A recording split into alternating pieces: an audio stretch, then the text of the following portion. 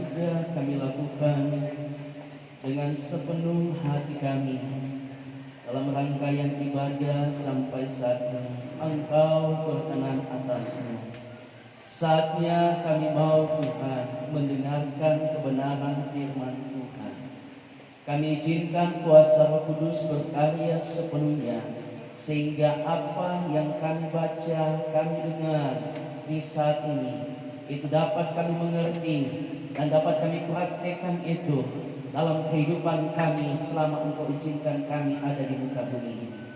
Kuasa kegelapan yang mau mengganggu konsentrasi kami untuk dengar firman Tuhan dalam bentuk apapun, kami bersatu hati tolak itu dalam nama Tuhan Yesus Kristus. Keluar darah Tuhan Yesus yang berkuasa. Yang ada basik di terpuji-pujilah namamu Tuhan.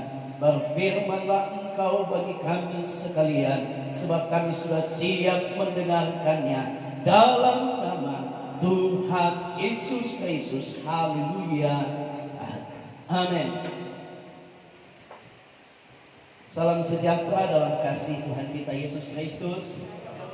Puji Tuhan, kita bersyukur kasih setia Tuhan sampai hari ini tetap kita nikmati. Kita bersyukur di mana kita boleh beribadah kepada Tuhan di hari ini dengan kekuatan yang Tuhan berikan, bahkan bagaimana Tuhan boleh sertai kita dan tempat kita masing-masing boleh tiba dengan selamat, bahkan saudara-saudara kita yang beribadah dari rumah tetap dalam keadaan yang diberkati Tuhan. Mari tidak berlambatan kita akan membaca satu bagian firman Tuhan dan kita akan sama-sama membacakannya. Yosua pasal 24 ayat yang ke-15. Baik Bapak Ibu yang ada dalam ruangan ini maupun saudara-saudara yang dari rumah, sama-sama kita akan baca firman Tuhan ini sejemput kita berdiri. Yosua 24 ayat yang ke-15. 2, 3. Tetapi jika kamu anggap tidak baik untuk beribadah kepada Tuhan, pilihlah pada hari ini kepada siapa kamu akan beribadah. Allah yang kepadanya nenek moyangmu beribadah di seberang sungai Efrat, atau Allah orang Amori yang negerinya kamu diami ini. Tetapi aku dan seisi rumahku, kami akan beribadah kepada Tuhan. Tuhan memberkati, silakan duduk. Saudara yang terkasih di dalam Tuhan, kita melihat lewat pembacaan kita di hari ini bagaimana Yosua berkomitmen untuk senantiasa beribadah kepada Tuhan.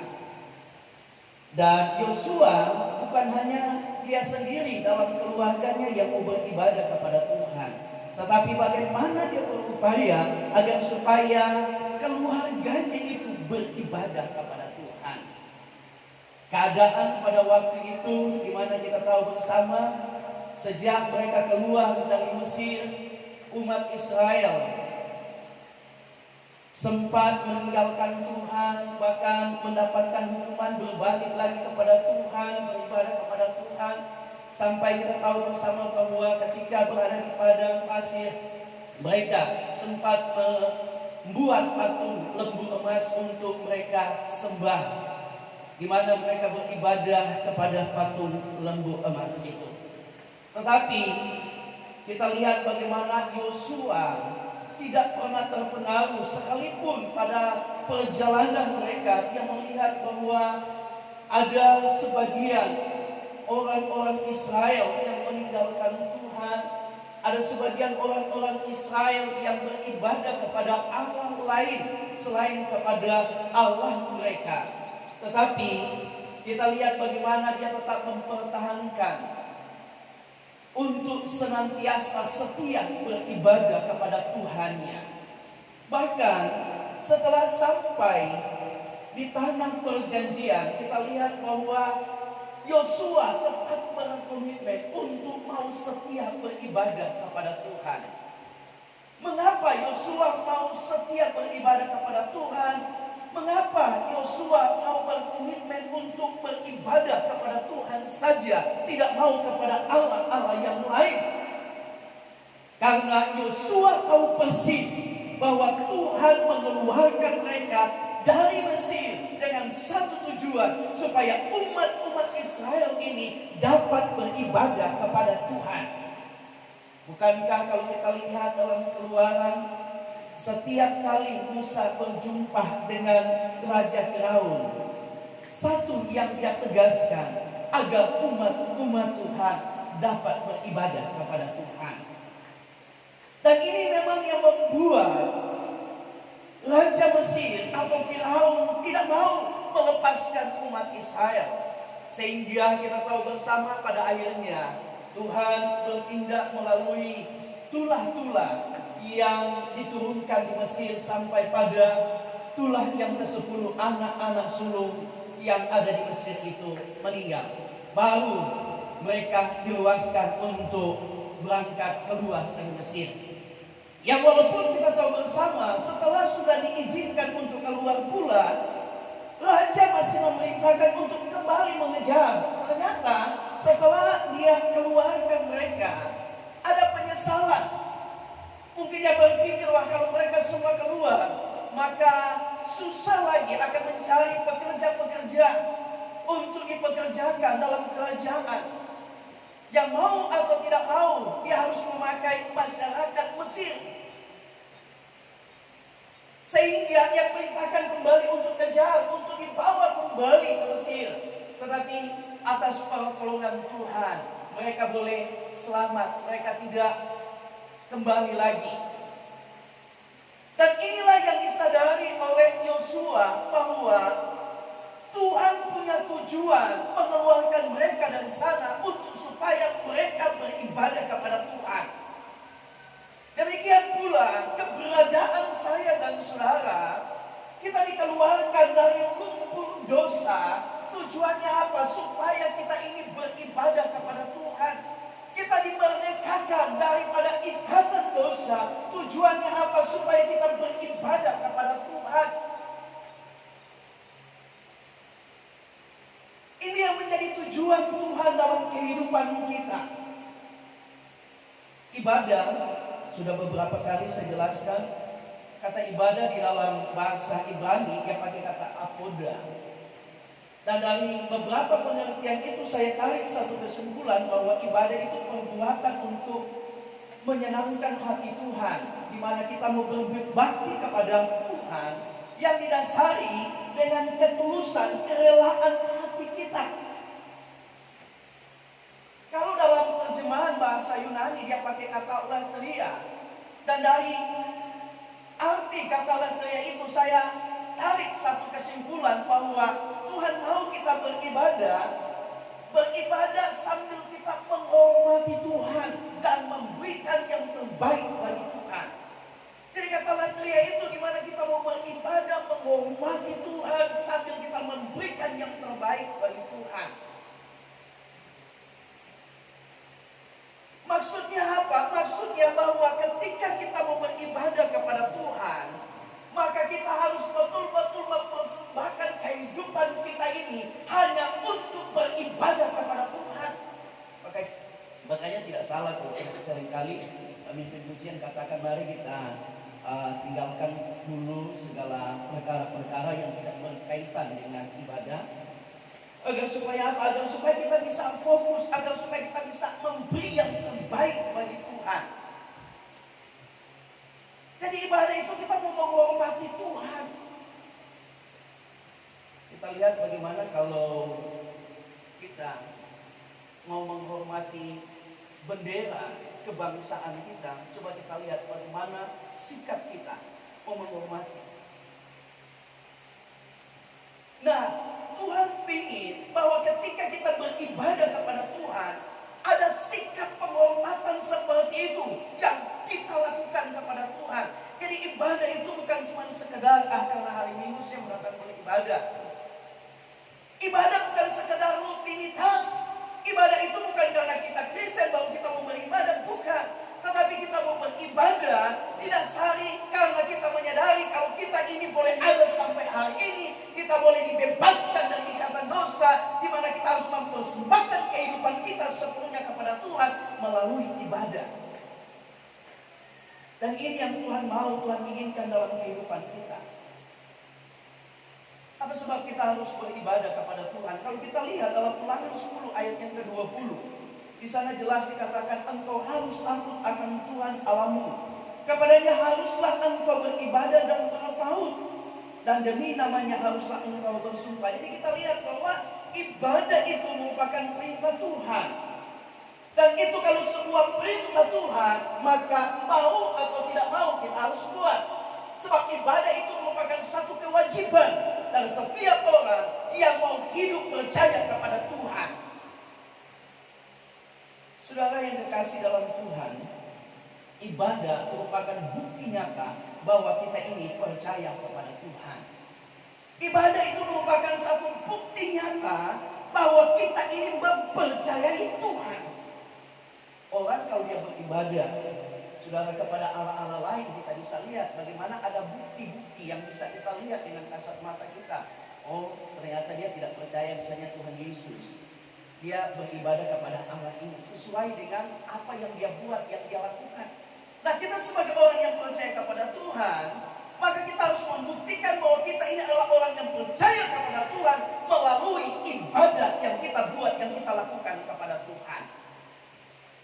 Jadi ibadah itu merupakan salah satu cara untuk kita mendekatkan diri kepada Tuhan. Ibadah itu merupakan jalan untuk kita menjadi orang-orang yang saleh.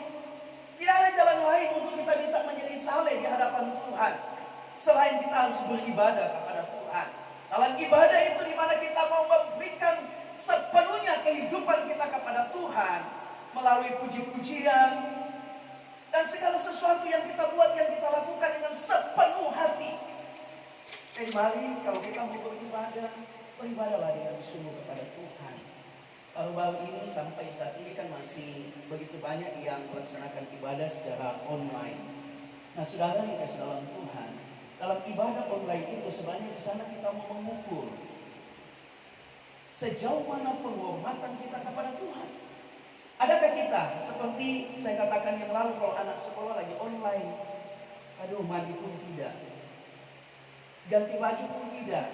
Jadi dia sambil sekolah dia pakai baju tidur, baru kameranya dimatikan. Saya bilang sama anak-anak, kalau saya dulu setiap 5 menit saya bilang tolong aktifkan kamera, supaya mau tahu ini orang ini ada betul-betul serius belajar, jangan-jangan cuma saja dikasih aktif, kemudian dia tidur-tidur dan sebagainya. Tetapi kalau kita mau beribadah kepada Tuhan, sikap kita tidak seperti itu. Sikap kita mau beribadah kepada Tuhan walaupun secara online dari rumah kita masing-masing, tetapi kita berupaya, kita memposisikan diri kita seperti kita ada di tempat ibadah, seperti kita ada di gereja. Sebab baik di gereja, baik di rumah, yang kita mau menghadap pokok ibadah kita bukan manusia, sama satu sosok pribadi, yaitu Tuhan Yesus Kristus. Jadi tidak ada bedanya.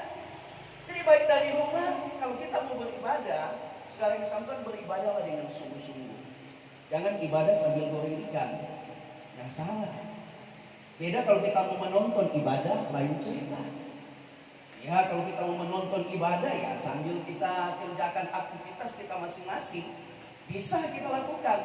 Tetapi namanya kita mau beribadah, maka kita berupaya agar supaya mempersiapkan diri kita untuk menghadap Tuhan.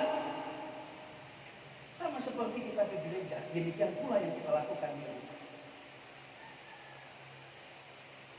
Sikap hati kita di dalam menghadap Tuhan, jangan berpikir karena di rumah ya begini saja. Ya karena di rumah ya biar terlambat-terlambat tidak apa, nanti masuk belakangan. Bukan. Tetapi kita berupaya agar supaya dapat memberikan yang terbaik bagi kita. Kalau kita lihat, Ayub itu menjadi orang yang saleh. Karena apa? Karena kesetiaannya dalam beribadah kepada Tuhan. Ayub pasal yang pertama ayat yang ke-1. Di sana jelas dikatakan bahwa Ayub itu adalah orang yang saleh. Kenapa dia saleh? Kalau kita lihat ayat-ayat selanjutnya, dalam penjelasan kebenaran firman Tuhan, ternyata Ayub ini adalah orang yang taat kepada perintah Tuhan. Salah satunya beribadah kepada Tuhan. Sehingga dia dikatakan saleh. Oleh karenanya, betapa pentingnya kita sebagai orang yang percaya kepada Tuhan untuk senantiasa setia beribadah kepada Tuhan. Yosua sekalipun dia melihat ada umat-umat Israel yang mulai condong hati mereka kepada Allah lain, tetapi dia tidak mau terpengaruh. Mungkin karena mereka sudah di tempat yang diberkati Tuhan, sehingga mereka mulai santai, mereka mulai lalai beribadah kepada Tuhan. Karena kita tahu Kanaan itu adalah daerah yang diberkati oleh Tuhan. Sesuai dengan apa yang tercatat dalam firman Tuhan. Mungkin karena sudah dengan kelimpahan yang ada, mereka sudah mulai lalai dalam beribadah kepada Tuhan. Dan biarlah ini menjadi koreksi bagi kita sekalian, umat-umat Tuhan yang hidup di akhir zaman ini. Jangan sampai kenyamanan, kelimpahan yang kita miliki membuat kita tidak mau lagi setia beribadah kepada Tuhan. Tetapi biarlah semakin setia. Jadilah seperti Yosua, bahwa dia tetap mau beribadah kepada Tuhan apapun yang terjadi. Bagaimanapun kondisi yang sedang dia alami pada waktu itu, dia mau tetap senantiasa beribadah kepada Tuhan. Saudara yang kasih dalam Tuhan, mengapa kita mau beribadah kepada Tuhan? Sebab beribadah kepada Tuhan merupakan satu hal yang Tuhan cari menjelang kedatangannya pada kali yang kedua. Sekali lagi ingat, beribadah kepada Tuhan adalah salah satu yang Tuhan cari menjelang kedatangannya pada kali yang kedua. Coba kita lihat di dalam firman Tuhan, Ibrani pasal yang ke-10 ayat yang ke-25. Walaupun ini ayat hafalan kita, saya mohon seorang boleh membacakannya. Ibrani 10 ayat yang ke-25.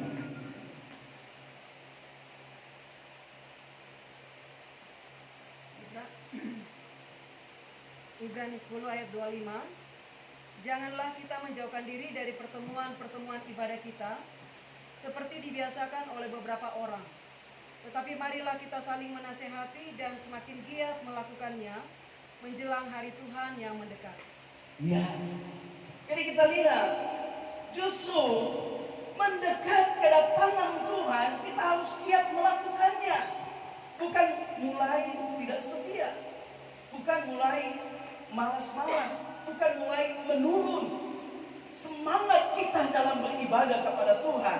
Tetapi kita lihat bagaimana firman Tuhan katakan, justru menjelang kedatangannya pada kali yang kedua, kita harus semakin setia di dalam beribadah kepada Tuhan. Harus semakin setia. Saudara yang kasih dalam Tuhan, memang mau beribadah itu ada tantangan. Tetapi jangan jadikan tantangan itu sebagai alasan untuk kita tidak beribadah kepada Tuhan. Daniel ketika dia setia beribadah kepada Tuhan, kita lihat datanglah sebuah tantangan. Tantangan itu datang dari rekan-rekannya, bahkan datang dari atasannya, yaitu rajanya. Dibuat satu aturan agar supaya setiap orang kalau mau beribadah hanya beribadah kepada patung buatan raja. Tidak boleh beribadah kepada Allah yang lain selain patung buatan raja. Saudara Daniel menyadari ini semua tantangan dalam dia beribadah kepada Tuhan, di mana dia mau berpaut kepada Tuhan lewat ibadah-ibadah yang dia buat, yang dia lakukan. Tetapi apakah itu menjadi halangan untuk dia beribadah kepada Tuhan? Tidak. Bahkan ketika dia dengar aturan yang sudah diturunkan oleh raja, sudah dicaptai oleh raja, saudara, di mana ada risiko kalau dia beribadah kepada Tuhannya. Risikonya apa? Saudara tahu enggak? Risikonya ini tidak main-main.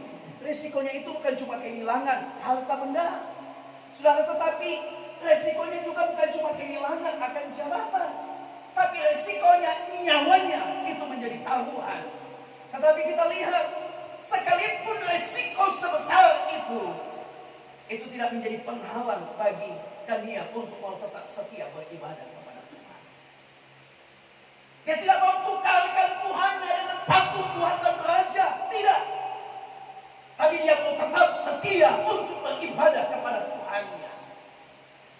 Ada berapa banyak orang di dunia ini yang rela menukar Tuhannya hanya karena jabatan, hanya karena harta, hanya karena pasangan hidup. Ada begitu banyak orang yang rela menukarkan kepercayaannya, ibadahnya kepada Tuhan dengan hal-hal yang sepele seperti itu. Memang di dunia kita membutuhkan itu. Tetapi saya mau katakan, kalau kita setia beribadah kepada Tuhan, apa yang dicari oleh manusia, Tuhan pun akan berikan kepada kita. Amin. Karena firman Tuhan berkata dalam Matius pasal yang ke-6 ayat yang ke-33, cari kerajaan Allah dan kebenarannya, maka semua yang dicari oleh manusia itu tinggal Tuhan tambahkan bagi kita. Artinya ada jaminan kalau kita beribadah kepada Tuhan. Jaminannya apa? Semua yang dibutuhkan oleh manusia termasuk saya dan saudara, Tuhan menjamin, Tuhan pasti akan menyiapkannya. Asalkan setia ibadah kepada Tuhan. Dan buktikan kesetiaan kita beribadah kepada Tuhan itu dengan cara hidup kita sehari-hari di tengah-tengah keluarga, masyarakat, lingkungan kita di mana kita berada. Saudara yang kekasih di dalam Tuhan, selagi sehat mari kita beribadah kepada Tuhan.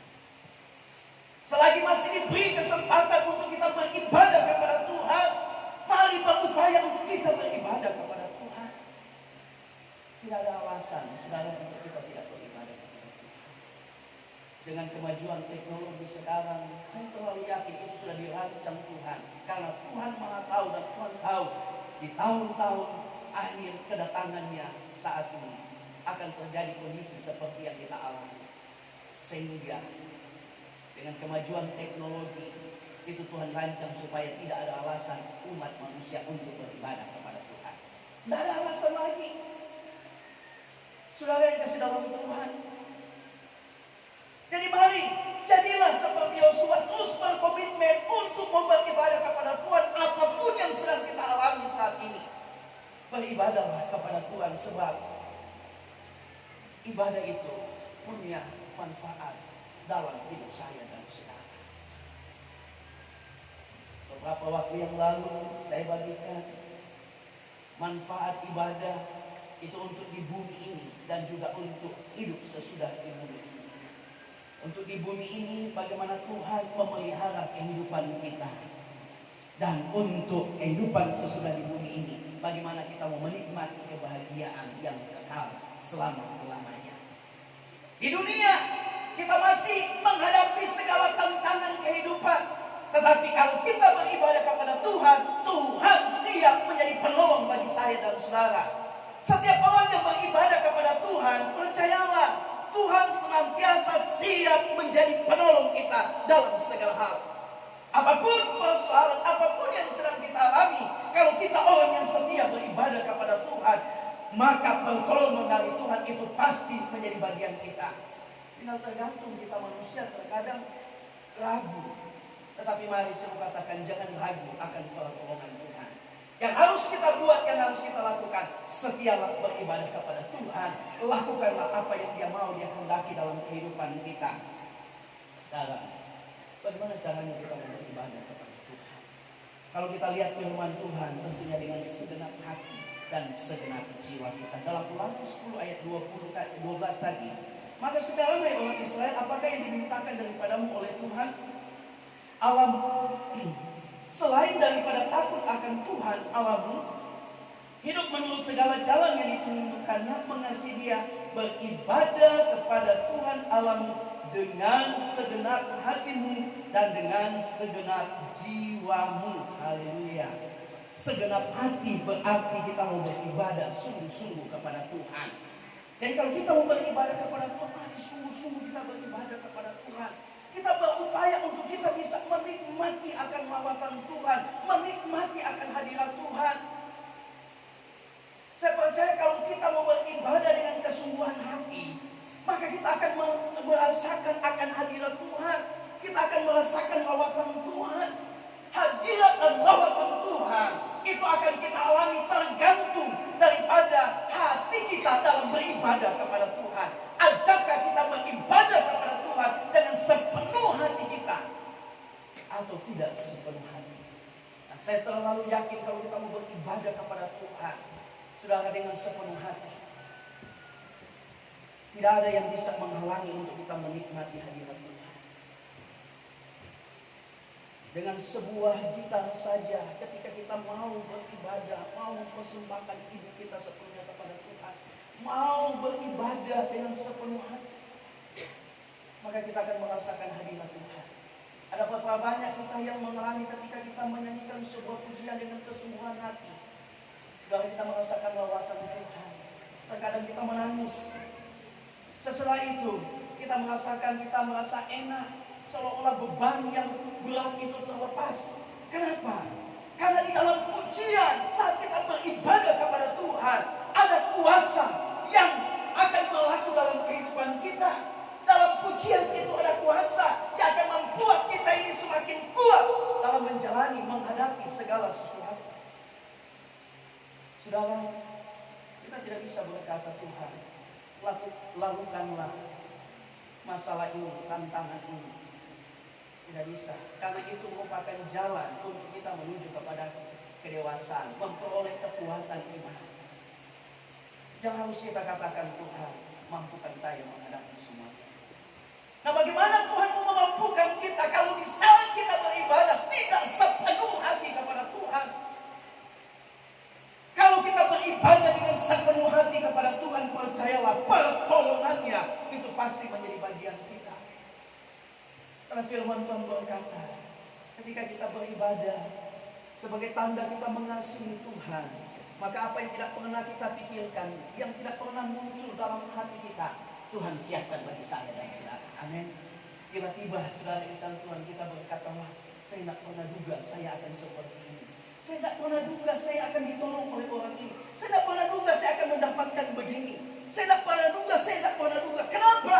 Itu kita alami karena sesuai janji firman Tuhan, kalau kita setia beribadah kepada Tuhan sebagai tanda dan kita mengasihi Tuhan, maka Tuhan akan melakukan hal-hal yang di luar jangkauan kita. Haleluya.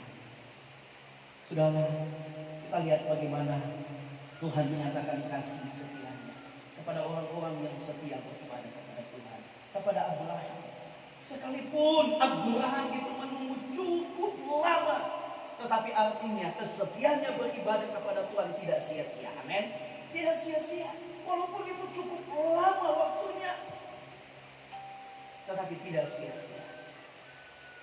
Bagaimana Hana juga dengan kesetiaannya beribadah kepada Tuhan, kita lihat bagaimana jawaban itu datang dalam hidupnya.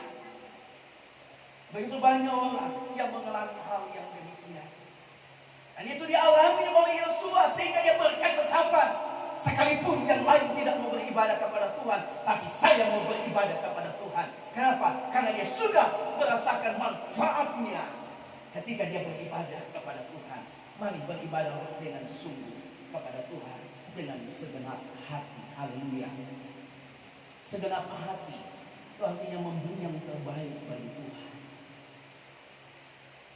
Saya ulang-ulang, mari kalau kita mau memuji Tuhan, mari kita beri yang terbaik bagi Tuhan sepenuh hati.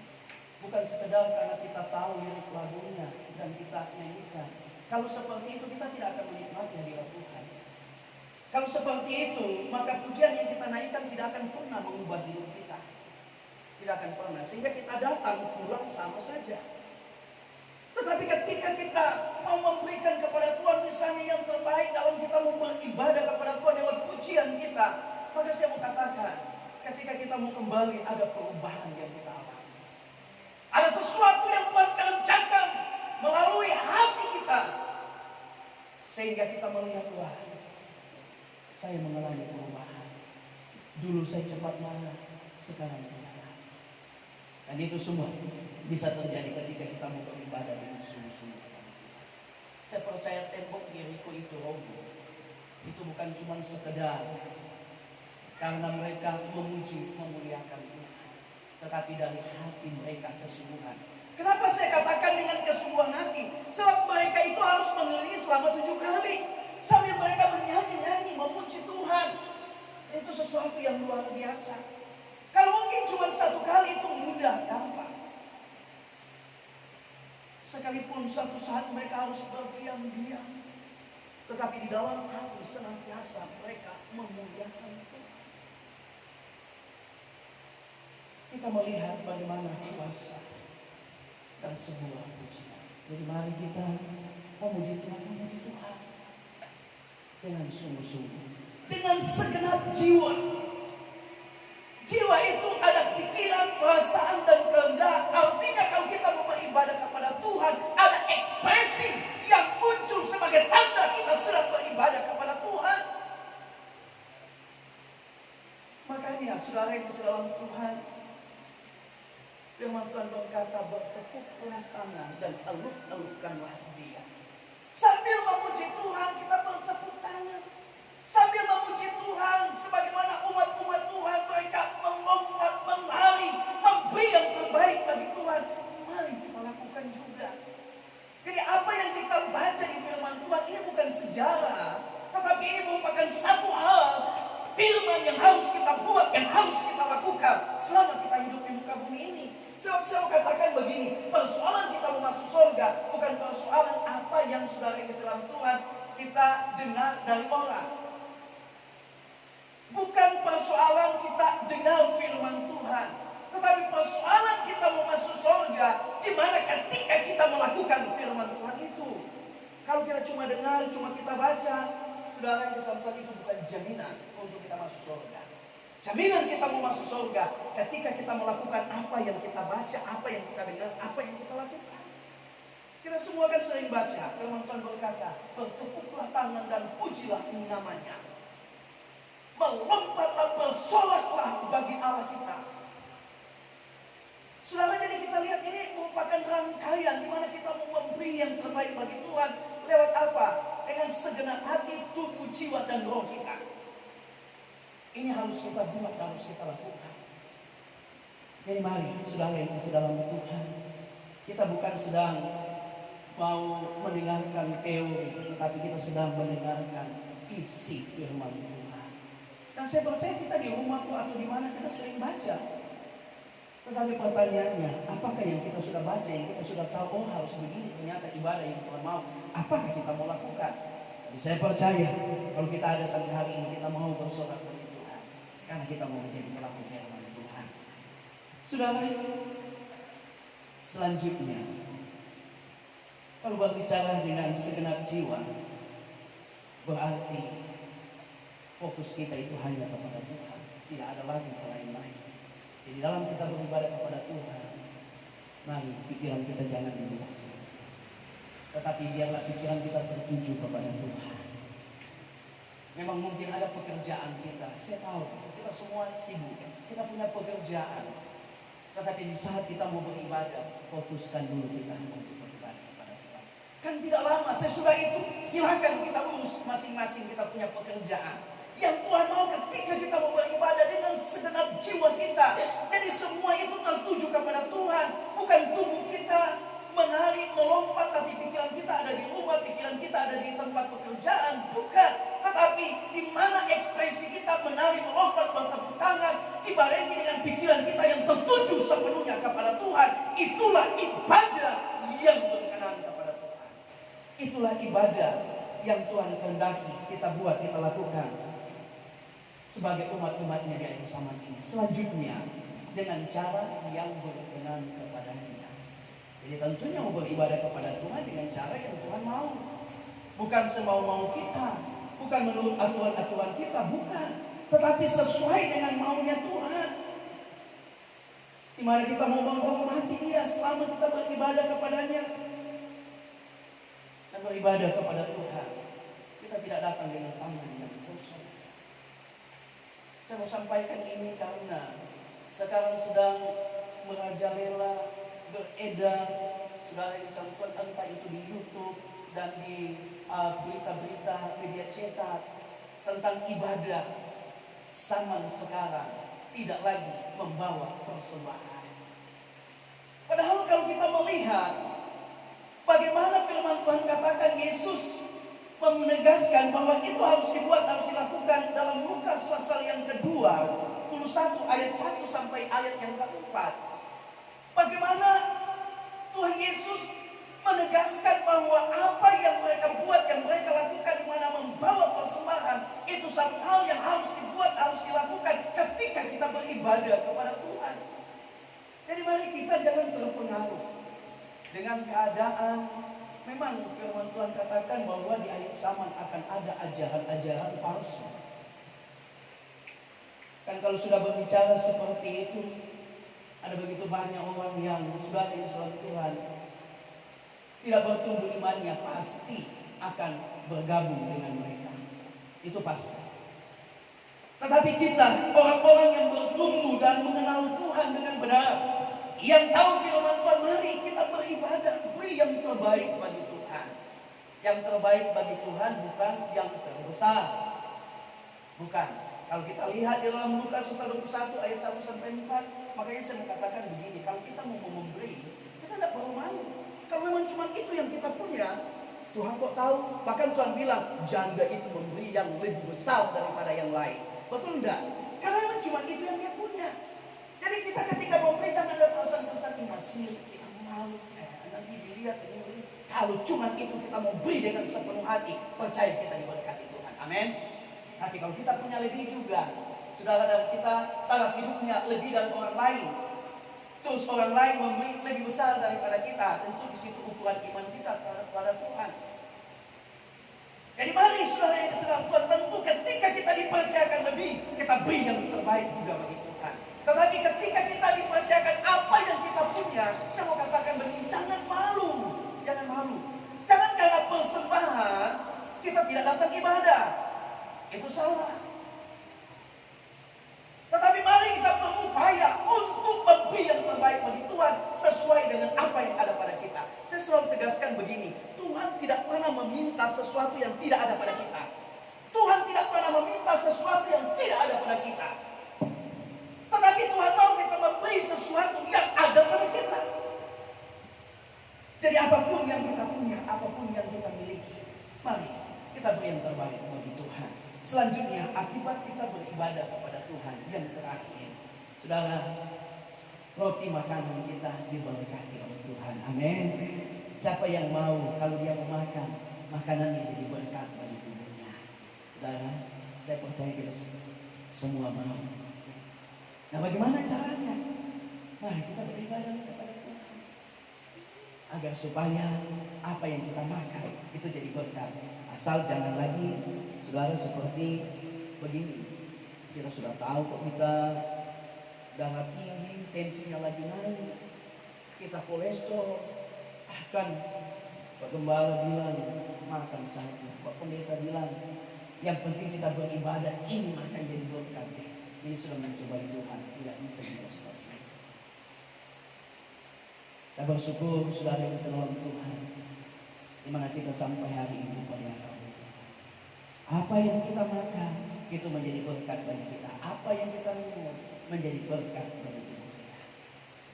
Sungguh-sungguhlah beribadah kepada Tuhan. Dan keuntungannya, kalau kita mengalami sakit, ada janji Tuhan, Dia akan memulihkan kita. Amin. Ada orang memang ditentukan dia mati melalui sakit penyakit. Ada orang ditentukan dia mau mati melalui pedang.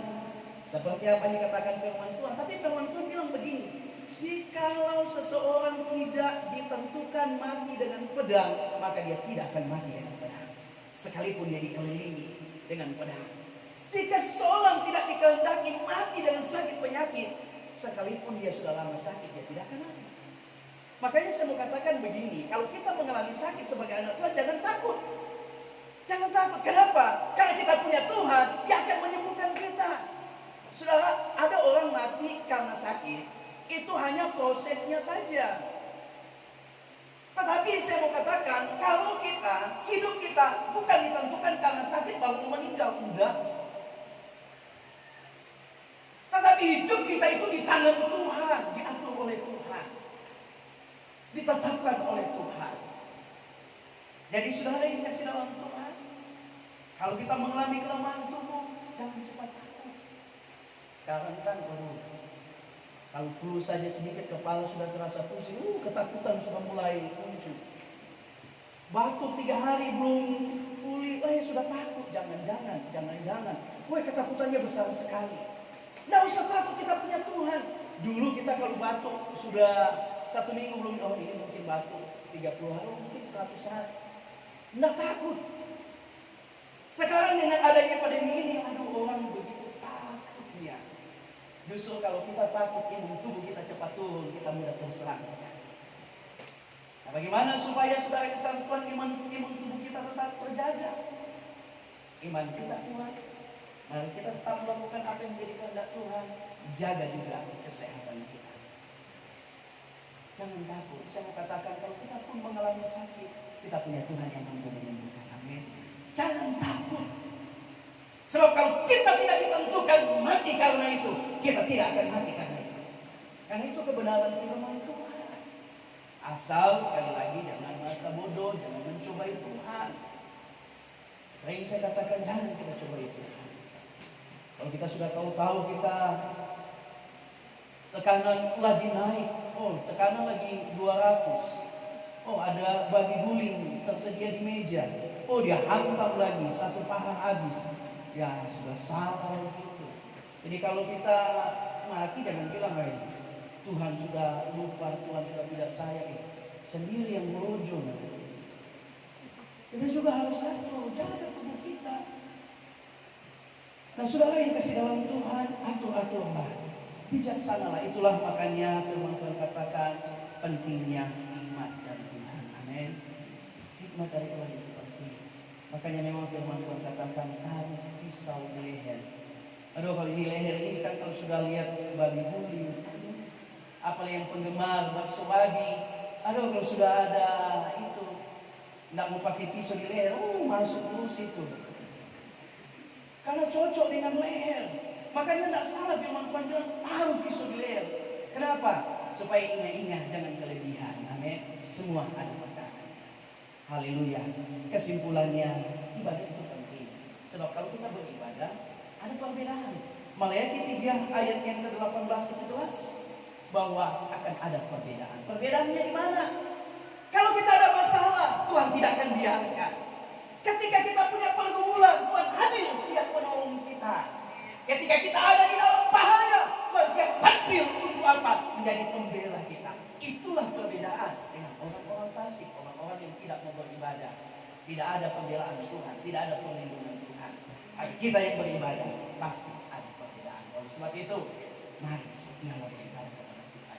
Kita boleh sibuk, tetapi jangan sampai kesibukan itu membatasi kita untuk setia beribadah kepada Tuhan. Daniel orang yang sibuk, tapi dia tetap mau beribadah kepada Tuhan. Yosua orang yang sibuk, tapi dia tetap mau beribadah kepada Tuhan.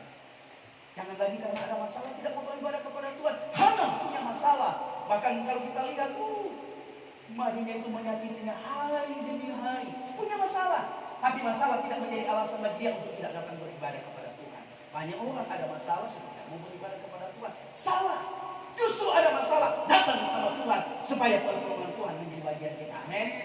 Tuhan Yesus memberkati kita sekalian, dan mari kita akan bersyukur atas kebenaran firman Tuhan. Siapkan hati kita menyembah. Terpujilah nama-Mu Tuhan. Kami bersyukur untuk kebenaran firman-Mu, dan biarlah apa yang baru saja kami dengar, Tuhan, kuatkan kami, mampukan kami atas tuntunan Roh Kudus untuk kami praktekkan dalam